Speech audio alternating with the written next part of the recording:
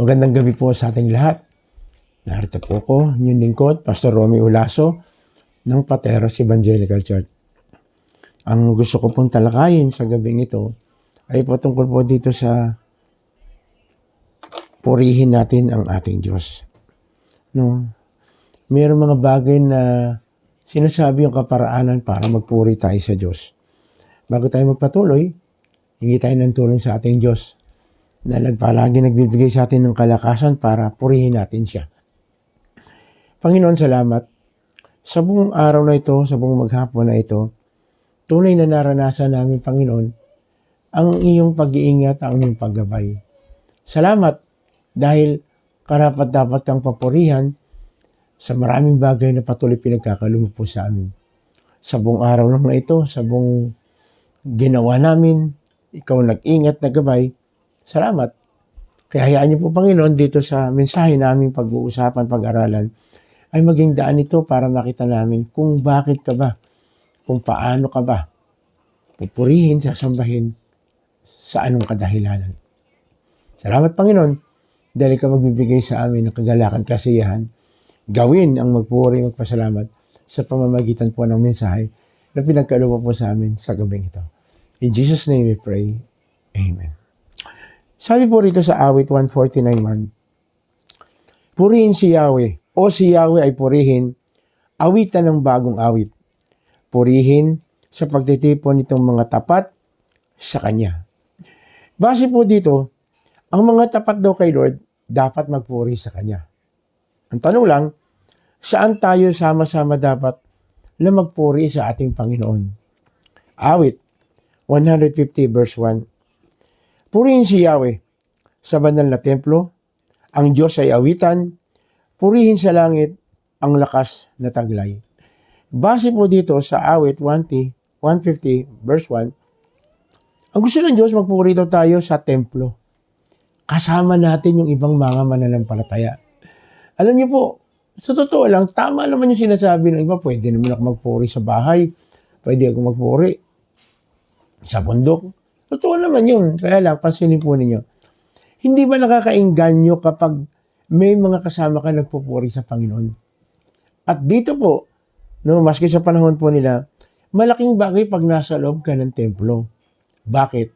Kasi inaalala mo, itong templo na ito, itong simbahan na ito, si Lord ang nagtayo nito, nagbigay, nagprovide.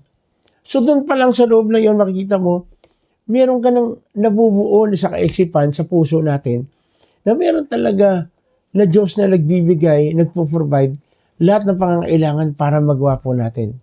At sa totoo lang po, makakapag-concentrate ka pag sa loob ng templo.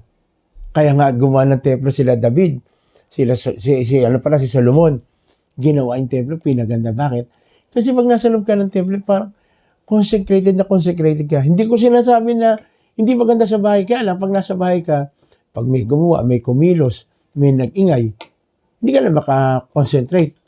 Hindi ka gaya pag nasa loob ng templo. At ang isang napakaganda, nagbibigay po ito ng encouragement sa bawat isa pag sa loob ng templo. Sabi sa Hebreo 10:25, huwag natin kaliligtaan ang pagdalo sa ating mga pagtitipon, gaya ng nakasanayan ng iba. Sa halip, palakasin natin ang loob ng isa't isa, lalo na ngayong nakikita nating malapit na ang araw ng Panginoon. Alam niyo po, base, siguro nanonood man po kayo ng TV, nanonood po kayo sa YouTube, kung titingnan po ninyo natin ngayon na nangyayaring giyera, nangyayaring kaguluhan, medyo nakakaano po yan, nakakaalarma, medyo nakakatakot. Kaya pala nilagay itong Hebrew 10:25, kasi gusto ng Lord palakasin natin ang bawat isa. Kapag mayroon nagpupuri, nagpapasalamat sa ginawa na maganda sa kanya ng Panginoon, talaga nagbibigay ito ng encouragement. Nagbibigay po ito ng encouragement sa bawat isa. Kaya nga again, yung mga dumadala po sa church, pag may tinatawag pong testimony o thanksgiving, pasasalamat, sabihin po natin yung magagandang ginawa ng Lord sa buhay po natin.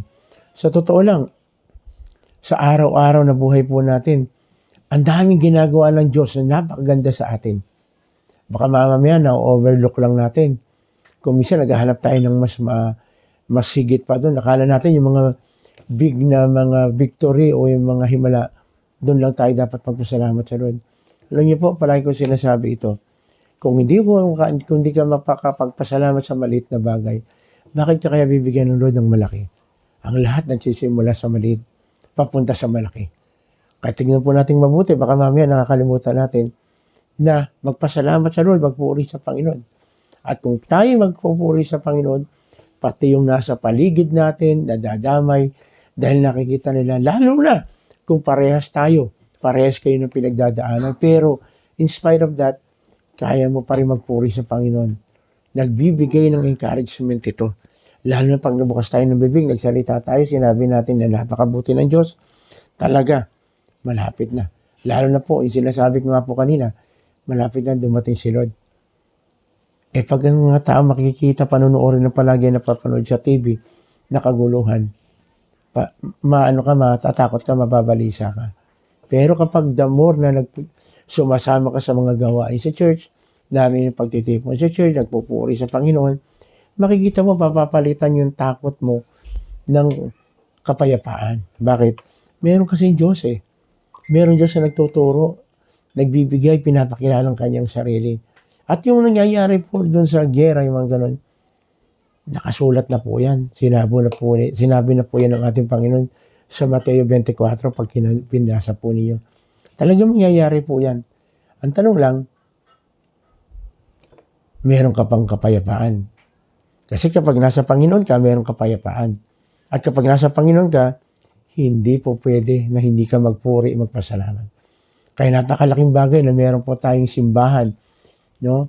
Bagamat hindi yung simbahan na per se na building ang pinupuntahan natin, kahit anong klase pang simbahan yan na ang tinataas ang ating Panginoong Jesus, wala nang iba, pumunta po tayo.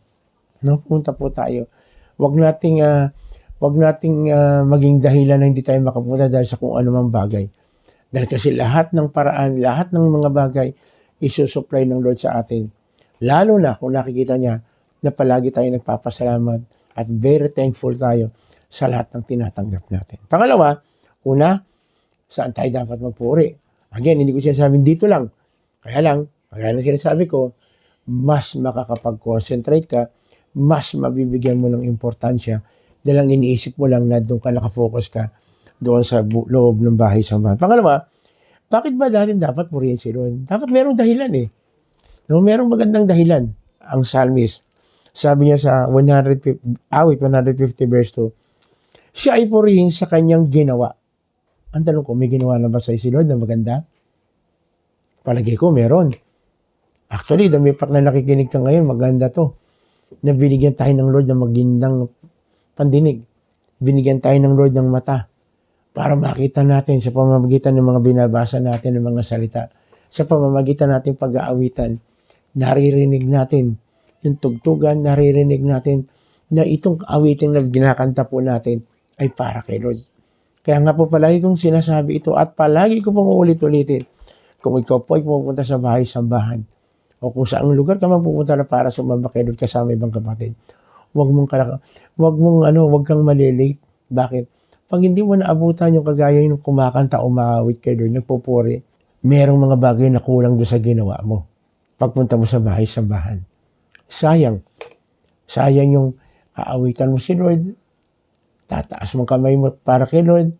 Again, hindi ko sinasabi pagtaas ka ng kamay, yun lang po sumasamba. Meron kasing sumasamba kahit hindi nakataas ang kamay niya. Merong sumasamba kahit nag-aham lang. Pero malaking bagay po na makita natin na si Lord palagi mo gustong ipakita. At pag nakita ng Diyos na talaga namang tuwang-tuwa tayo, nagpupuri tayo, nagpupumiglas tayo sa pagpupuri sa Kanya. Kapag merong magagandang nangyari sa atin, lalong ibibigay ng Lord ng magagandang bagay sa atin. Sinabi pa niya, tutuloy ko, siya ay purihin sa Kanyang ginawa, siya ay purihin sapagkat dakila. No? Pinapakita ng Lord ang Kanyang kadakilaan. Yung pagkakaroon natin ng bahay-sambahan na maayos, na nagkakaroon tayo ng mga instrumento na ating ginagamit, nagagawa natin, no? Nagagawa natin lalong kilalanin ng ating Diyos, lalo pag nag-aaral ng salita, pinapahayag ang kabutihan ng Diyos. So nabubuo lalo yung yung imagination natin kung sino ang Diyos, kung paano gumagawa sa buhay po natin, no? Nakikita natin ng kadakila ayon sa kanyang mga ginawa at patuloy na ginagawa.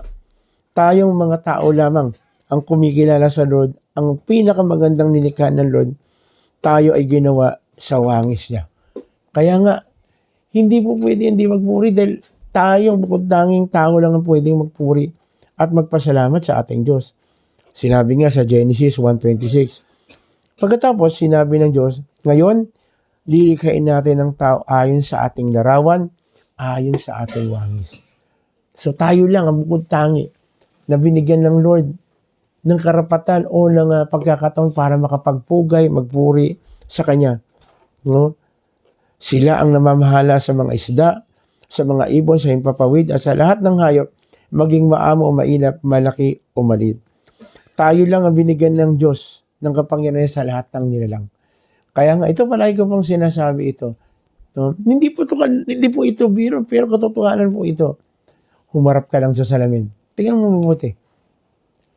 Tayo lang ang binigyan ng talagang totoong kawangis ng Lord. Sinabi, di ba ang Lord nakatingin sa mga tao? Sino ba ang may mata? Tayo. May mata tayo. Nakikita natin ang salita ng Diyos, ang kabutihan ng Diyos. Meron tayong dalawang tenga na nagagamit natin para mapakinggan ng kanyang salita, para mapakinggan yung mga gagandang tugtugin para sa ating Panginoon. Binigyan tayo ng bibig para magamit natin, para magpuri, magpasalamat sa Lord. So lahat ng bagay para tayo magpuri sa Panginoon ay ibinigay. Kaya walang masasabi yung iba na hindi niya kaya. Dapat nga, alalahanin mo lang yung ginawa na kabutihan ng Diyos sa atin. Mahihiya ka din na magpuri. Again, yung dalawang kamay natin, nagagamit natin para itaas natin, di ba? Pagka surrender ka kahit kanino ba, itataas mo yung dalawang kamay mo, di ba? Kay Lord, surrender tayo. Sinusurrender natin ang ating buhay sa Kanya. Sinasabi natin sa Kanya, kung hindi dahil sa Kanya, wala tayo. Kung anong meron tayo, hindi natin makakamtan. Ito lahat ay dahil sa kabutihan ng ating Panginoon. No? Paano natin pupurihin si Lord? Kasi malaking bagay ito. Dapat paano daw? Sabi sa awit, no? 130 verse 6. Sabi, purihin natin si Lord nang may kagalakan. Totoo po ito. Ang hirap magpuri sa Panginoon kapag hindi ka masaya. No? So, again, hindi itong mga instrumento, itong mga bagay na ito. Kasi minsan may narinig ako, ay, lagyan natin ng drums para masaya. Kahit walang drums, pwedeng maging masayang tao. Basta magpupuri sa Lord. Kaya lang, binibigyan ng Lord ng importansya itong mga instrumento to para makita natin kung ginagamit nga natin sa circular Di ba? Yung mga tugtugin. Bakit hindi natin gamitin para kay Lord? Kaya sabi doon sa verse 150 verse 3 to 6, purihin sa tugtog ng mga trompeta, awitan sa saliw ng alpa at lira, sa tugtog ng tambol, magsayaw, purihin ng alpa at pluta, lahat ay tugtugin. Again, hindi ko po sinasabi na hindi tayo magiging dogmatic Hindi ko po sinasabi na kapag hindi ka kumakanta, hindi ka sumasayaw, hindi ka nagtataas ng kamay, ay hindi ka nagpupuri. Kaya lang, ako po, personal kung ano po ito, pag ako po, kumakanta at ninanam lang ko yung lyrics, parang nahihiya ako na hindi magtaas ng kamay. Parang nahihiya ako na hindi ako umindak doon sa saliw ng flauta at nung lira. Dahil, kapag tuwang-tuwa ka, nakaganong ka lang ba? Nakaupo ka lang ba? Di ba kapag tuwang-tuwa ka, hindi mapigilan, napapatalong ka, napapasigaw ka, napapakanta ka. Di ba? Kung yung tugtugin dito sa mundong ito, yung tugtugin sa mundong ito, napapaindak tayo, napapasayaw tayo, how much more kaya yung kanta, lalo na doon sa church, na merong kaugnayan sa kabutihan, kadakilaan ng Diyos. Hindi ba, mas lalo nating dapat bigyan ng emphasis ito. At ang emphasis ito, yung nakakapagtaas ka ng kamay, nakakapag-awit ka, at hindi, ito pong kinaano ko mo, hindi tayo nahihiya na magpuri sa Lord. Dahil hindi naman talaga nakakahiya Ito, palagi kong sinasabi rin ito. Pag nanonood ka ng basketball, Yung team mo, nanalo. Hindi ba nagtataas ka? Yes, gumaganon ka. Si Lord, binigyan na tayo ng victory. Ang dami ng victory na binigay sa atin ng Diyos. Nagpupuri ba tayo sa Kanya? Actually, yung araw-araw na pamumuhay natin, victory na yon. Pagkagising natin sa umaga. Palagi kong sinasabi rin ito, maraming mga tao hindi na nagigising. Maraming mga tao hindi na nakakabangon. Natatapos na yung buhay nila. No? Natatapos na yung buhay nila sa pagkakahiga, hindi na nagising. Pero tayo, ito, buhay na buhay, malakas. Buong araw nga ito, piningatan tayo ng Lord. Maraming mga tao hindi na nakakauwi ng bahay. May nangyari na sa kanila. Pero tayo, ito ngayon, nakakapagpuri, nakakapagpasalamat. Hindi ba dapat bigyan talaga natin ng kaisipan ito? Bigyan po natin ng pagpapahalaga itong mga bagay na ito. Again, palagi ko rin sinasabi ito. Yung mga kanta sa simbahan, hindi po para mapaindak lang tayo, mapaganon lang tayo. Yung hindi para hindi tayo antokin pag magsasalita na yung pastor. Hindi po yun. Ang talagang kahulugan nun, binibigay natin yung sarili natin, sinasabi natin yung mga kabutihan ng Diyos sa atin. Kaya nga, sa totoo lang po, para sa akin po nakakahiya na hindi magpasalamat at hindi magpuri kay Lord. Again, hindi ko rin sinasabi na pag hindi ka nagtaas, hindi ka tumalo, hindi ka sumayaw, hindi ka nagpupuri. Kaya lang, para sa akin, kung masaya ka, kung merong magandang ginawa ang Diyos sa'yo, hindi ba napapaindak ka talaga? Ako sa totoo lang po, minsan may dumating sa akin sa punto na yung pinag-pray ko, sinagot ng Lord, talagang napatanon ako kahit ako mag-isa lang sa bahay. Sabi ko, yes! Napapaganon ako. How much more po kaya pag nasa loob ka ng simbahan, nasa loob ka ng church, kinakanta yung mga bagay na ginawa sa'yo ng Lord, yung ginawa sa atin ng Lord, yung mga pagpapalang ginawa sa atin ng Lord, pinapaalala, actually reminders po yun yung mga kinakanta po natin sa church, reminders po yun, kung gaano po kabuti, kung gaano po kagaling ang Diyos sa pinaglilingkuran natin. Again, para sa akin po, nakakahiya na hindi magpuri sa Lord. At again, ang pagpupuri sa Panginoon po, hindi lang pagtataas ng kamay, hindi lang pagsasayaw, hindi lang pagkanta. Totoo po yun. Kaya lang, mas nalilipap, mas nabubuhayan ka kapag ina-utter mo to. Di ba kagaya ng mga mag-e-exam?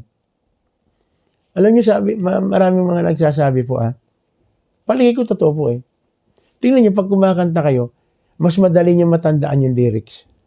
Pero kapag nag-aaral ka na, yung inaano mo lang, minimemorize mo lang, di parang ang hirap. Pero kapag kinakanta mo, parang ang bilis. Ang dali. Lalo na, kung yung kakantahin mo ay para kay Lord.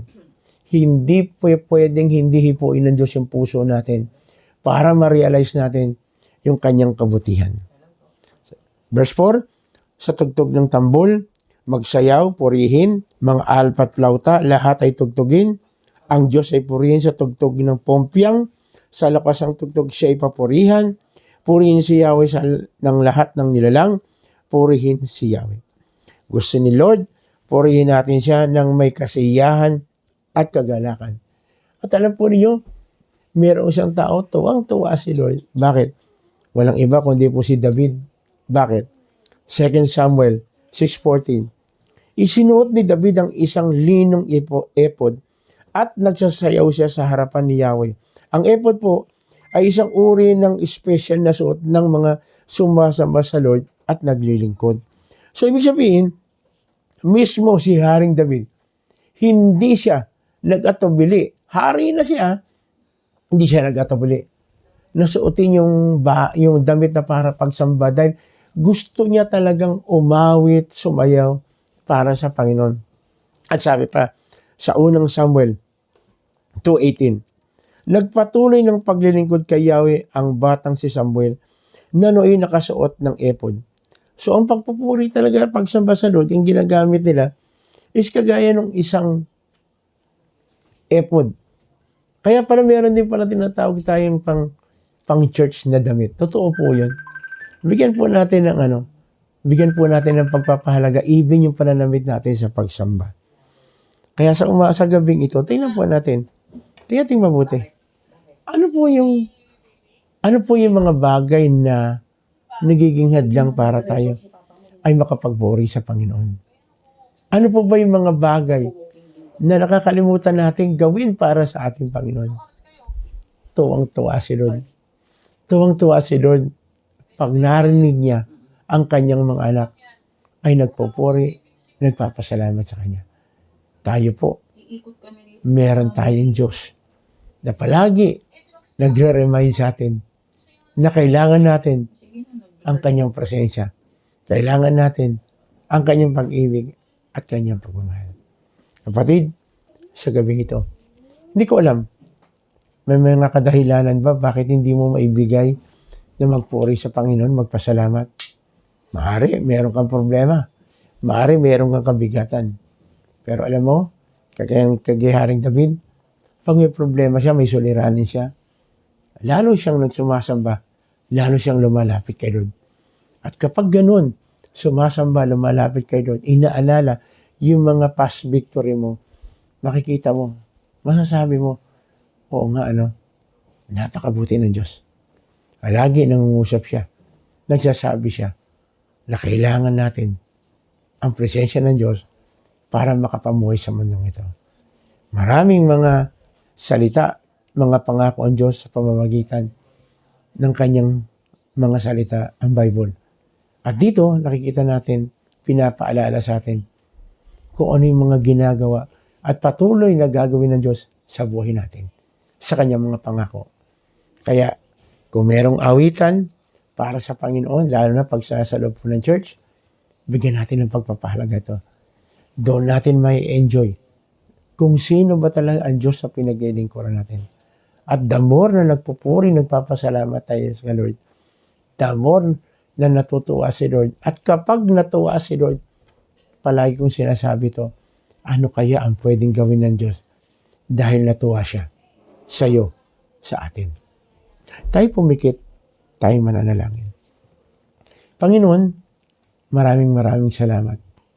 Sa gabing ito, muli, pinaalala mo po sa amin kung ano ang kahulugan, kung bakit kailangan magpuri kami. Lord, salamat po sa pribilehiyo. Sa dami ng nilikha mo, bakit kami? Bakit kami ang binigyan mo ng karapatan? Bakit kami ang binigyan mo ng kautusan na gawin itong mga bagay na ito? Lord, salamat. Di mo kami pupuwersahin na gawin namin ang isang bagay ng ganun-ganun lang. Kaya mo binibigay ang kautusan ito dahil gusto mo kami lalong pagpalain at iparala sa amin ang iyong kabutihan. Kaya hayaan niyo po, Panginoon, sa pamamagitan po ng mensahe na aming napakinggan na iyong pinagkaloob, malagay sa aming puso at sa aming isipan, dapat kang purihin, dapat kang pasalamatan. Kaya sa gabing ito, Panginoon, bigyan niyo po kami ng puso na malinaw, puso na busilak, puso na willing sumunod sa sinasabi po ng iyong mga salita. Bigyan niyo po kami ng kaisipan na palagi maisip namin na natutuwa ka kapag kami nagpupuri at nagpapasalamat sa iyo. At dito hindi rin sinabi kapag sagana lang sa lahat ng bagay. Gusto mo sa lahat ng pagkakataon magpasalamat kami. Dahil sa totoo lang, lahat naman na nangyayari sa buhay po namin ay para sa ikabubuti at sa ikakaayos ng aming buhay. At kung ito ang gagawin natin, ang gagawin namin, Lord, buksan niyo po ang aming isipan, ang aming puso, magkaroon kami ng conviction na ang iyong mga salita, ang tangi na magbibigay sa amin ng direksyon kung paano kami magpupuri, kung saan kami magpupuri, paano ka namin pupurihin. Salamat, Panginoon, sa iyong mga salita sa gabi ito na pinaalala mo po sa amin na marami kaming bagay na dapat ipagpasalamat. Isa na po rito, nagpapasalamat kami dahil binigyan mo po kami ng karapatan para manalangin, tumawag, lumapit sa iyo sa aming mga kabigatan. Kapatid, sa mga oras ito, meron kang karamdaman, ang ating Panginoon ay napakabuti. Gusto niya maranasan mo yung comfort, yung kalakasan na tanging siya lang ang nagbibigay. Kaya sa mga oras ito, sabihin mo sa ating Panginoon, idulog mo sa Kanya, ano yung physical na kalalagayan mo sa mga oras na ito. Yes, natutuwa si Lord na masabi yung mga bagay na nararamdaman natin na hindi maganda. Napakabuti ng ating Diyos. Gusto ng Lord ipaalala sa atin na gusto niya na maranasan natin yung kanyang himala. At pag naranasan natin ang kanyang himala, meron na naman magpapasalamat. Meron na naman magpupuri sa kanya. Hallelujah. O maaaring hindi ikaw. Maaaring yung kaibigan mo, yung kakilala mo, may karamdaman. Dulog mo, sabihin mo ngayon. Sabihin mo sa ating Panginoon. Willing ang ating Panginoon na makinig pag nag-i-intercede tayo sa ating mga kapatid, sa ating mga kakilala. In Jesus' name, igawad ang kagalingan. Emotionally, gusto ng ating Panginoon, maalis yung mga problema natin sa ating kapwa. Alisin natin yung anumang uri ng galit o hinanakit dahil ang ating Diyos ay hindi kailanman nanatiling nagalit sa atin, naghinanakit. Bagkus, palagi siyang nag-aantay sa atin na bumalik tayo sa Kanya. Matuto tayong magpatawad, matuto tayong humingi ng tawad. Yes. Kapag ginawa natin yan, makikita mo, ang sarap pala magpuri. Magpasalamat sa Lord dahil pinibigay niya itong mga bagay na ito. Ina rin, meron kayong problema sa pananalapi, po-provide tayo ng Lord. Na-provide tayo ng Lord. Gustong ibigay ng Lord ang pinaka-maganda, pinaka-dabi sa atin dahil gusto tayong gamitin ng Lord na maging channel of blessing tayo sa lahat ng tao. In Jesus' name. In Jesus' name. In Jesus' name. Ngayon na rin, noon, nilalapit po namin sa iyo ang aming mga kapatid na talagang magpupuri, magpapasalamat sa iyo ng todo dahil binigyan mo, dinugtungan mo ang buhay nila. Sige kapatid, sabihin mo sa Panginoon, salamat. Sabihin mo sa Kanya sa mga oras na ito. Even yung anniversary, yung mag-asawa, dinugtungan yung pagsasama niyo in Jesus' name. In Jesus' name. In Jesus' name. Kaya na rin Panginoon, tinataas po namin sa iyo yung nangyayaring kaguluhan doon sa Middle East. Minsan may agam-agam kami, natatakot kami. Pero Lord, sinabi mo na ito sa Mateo 24 noon pa na mangyayari itong mga bagay na ito. Hindi kami matatakot. At palitan mo po yung takot namin ng pagpupuri, pasasalamat sa iyo dahil kaming mga anak mo, for sure, i-spare mo po kami. Kagaya ng sinabi mo po sa iyong salita, pangako mo ito. Ang iyong anak ay hindi mo pababayaan. Ang iyong anak ay palagi iingatan mo. Ang iyong mga anak, meron kang special treatment sa amin. Kaya ngayon pa lang, nagpapasalamat na kami, nagpupuri sa patuloy na ibibigay mo sa amin sa mga bagay na iyan. Yes, Lord. Yes, Lord. Thank you, Jesus. Thank you, Lord. Thank you, Father. Hallelujah. Hallelujah. Hallelujah. Lord, salamat din dahil may mga pagkakataon na talagang nire-remind mo kami sa mga bagay na nakakalimutan namin. Kagaya nung pagbibigay namin ng oras, ng time sa iyong mga salita. Salamat kung hindi namin nabasa ito, hindi kami nagbigay ng time. For sure, hindi namin napapansin na hindi na pala kami nakakapagpasalamat. Maaaring ang pinagpapasalamat na lang namin pag merong big na binigay ka po sa amin. Sabi mo sa maliit na bagay, dapat nag-uumpisa na kami magpasalamat sa iyo. Kaya maraming salamat, Panginoon. Dahil sa mga oras ito, tinakda mo po sa amin para magpugay, magpuri, magpasalamat para po sa inyo. Hallelujah. Hallelujah. Lord, patuloy tinataas namin ang aming bansa. Alam niyo po yung kalalagayan namin. Alam niyo po kung ano sa panahon nito. Salamat, Panginoon, dahil meron kaming presidente na patuloy ginagamit po ninyo para maiangat po yung antas ng pamumuhay ng bawat Pilipino. Tulungan niyo rin po ang lahat ng nanunungkulan mula sa presidente hanggang pinakamababang hanggang sa sangay ng barangay na magampanan nila itong tungkulin para mas lalo namin ma-enjoy kung ano ibig sabihin, Panginoon, ang inyong pagpapala. At hayaan niyo po, Panginoon, na maging instrumento kami, kaming mga anak mo, kaming magpalaganap ng totoong ibig sabihin ng kagalakan, kasiyahan sa pamamagitan po ng pagpupuri po namin sa inyo. Salamat po ng marami. Salamat po ng marami. Lord, patuloy, tinataas po namin ang bansang Israel. Dahil ikaw mismo nagsabi, ang sino mang magpala sa bansang Israel ay yung pagpapalain. Sa gabing ito, Panginoon, nagpapasalamat kami, nagpupuri kami, dahil alam po namin, Panginoon, ang inyong salita ay nagbigay po sa amin ng courage para magpatuloy at sabihin, napakabuti ng aming Diyos na pinaglilingkuran. Lahat po ng ito, hinihingi namin sa pangalan ng aming Panginoong Sus. Amen. Amen. Muli, ito pong yung lingkod, Pastor Romy Olaso, nagsasabi, kung kayo po ay merong mga pangyayari sa buhay ninyo na gumawa ng himala ang ating Panginoon, please inform nyo lang po kami, kahit sa message lang po, nandiyan naman po. Isang kagalakan kasiyahan to, magbibigay po sa amin nito ng lalong iba yung kasipagan para magpuri, magpasalamat at gawin yung mga dapat namin gawin para ang ating Panginoon ay maparangalan. At kung meron po kayong mga concern, meron kayong katanungan patungkol sa ating pinag-aralan, huwag po kayong magatubili. Dahil willing po kami na sagutin yung inyong mga inquiry. Dahil gusto po namin lahat tayo magkatulungan. Gusto natin tulungan ang bawat isa. At malaking tulong po kayo para sa amin. Pag nakita namin, narinig namin na merong ginagawa ang kabutihan, merong mga nangyayari sa buhay natin kapag tayo po ay nag-aaral ng inyong salita. Muli, ito pong yung lingkod, Pastor Romy Olaso, ng Pateros Evangelical, nagsasabing, pagpalain po tayo ng ating Panginoong Jesus.